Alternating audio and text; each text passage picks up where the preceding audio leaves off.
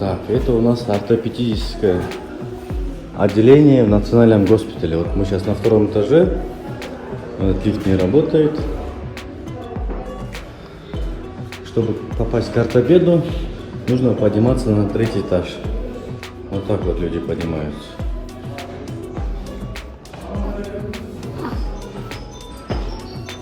И таких много их тут.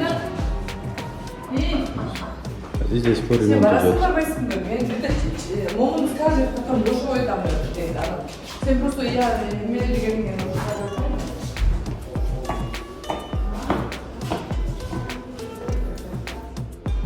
До сих пор поднимаемся.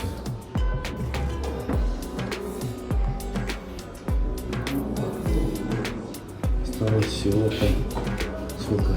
Раз, два, три, 4, 5, 6, 7, 8, 9. 9 ступенек, и мы в отделении ортопедии.